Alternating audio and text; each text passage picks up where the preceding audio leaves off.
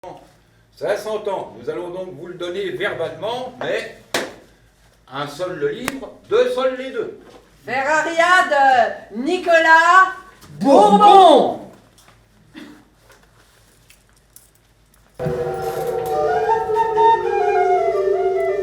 Ensuite, les oiseaux de nuit, ennemis du jour, qui chantent d'une manière horrible et volent d'une façon étrange, poussent leur sifflement dans l'obscurité. Alors, le charbonnier n'invoque plus les cieux, mais saisissant une torche, il implore le savant du Christ. S'avance vers les bêtes féroces qui s'enfuient comme frappées par la foudre. Elles s'enfuient vers leur repère familier. Le cerf se prend dans les filets, le renard rusé et malfaisant, ainsi que le loup, fléau des troupeaux ennemis des bergers, tombe dans la fosse. Heureux le peuple qui connaît son bonheur et accepte d'un cœur égal les peines et les épreuves.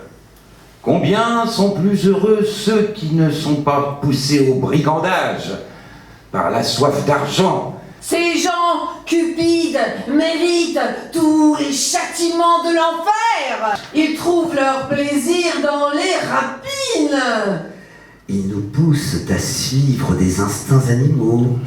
Et certains hommes, unissant leur corps en de monstrueux accouplements, se consument dans des étreintes interdites.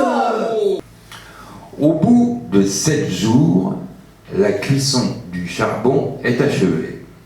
La fumée et le feu s'arrêtent. Alors, avec des râteaux, on découvre la pyramide. Je vais parler des mineurs. Ce sont eux qui, au prix de nombreuses fatigues et d'un labeur acharné, extraient le minerai de fer en pénétrant dans les entrailles de la terre.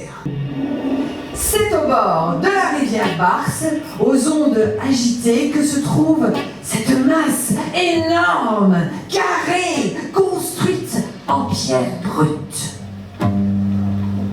C'est cela le fourneau. Là se tient le fondeur, comme on l'appelle, qui par son adresse extrait de la masse de fer que l'on appelle fondue, la fonte. Il ne dort guère qu'une demi-heure d'affilée, et cela pendant les 2 mois au cours desquels le fourneau demeure en marche. Enfin, voici le fer, la fonte, qui s'écoule dans des rigoles avec un bruit strident, pendant que les flammes et de noirs tourbillons s'élancent jusqu'à lécher les astres. Près de lui, d'autres ouvriers façonnent autour des moules d'argile. Et puis ils coulent le fer, la fonte, dans ces moules, et produisent même, aux choses admirables à voir, des bombardes. Grâce à ces armes, on peut ébranler les murs, raser les villes et les tours. Ils se servent d'un énorme marteau de fer qui est soulevé grâce à la puissante force de l'eau. Ils le saisissent, tout couvert de flammes, et le soumettent à ces coups terribles dont tout le pays retentit. Les compagnons, lourds de leurs gains, se réunissent et se délassent, et délassent leur corps fatigué au cours d'un banquet. Oui! Là, ils s'échauffent par le vin et le jeu. Et terrassés par la boisson. Comme Bacchus, il vomit, il éructe. La maison retentit de leur clameur. La confusion est grande, on croirait des lapides. Les coupes volent. Des luttes s'engagent. Les tables sont renversées. Et parfois, le sang coule, tandis que les pasteurs dorment. Mais ne nous trompons pas.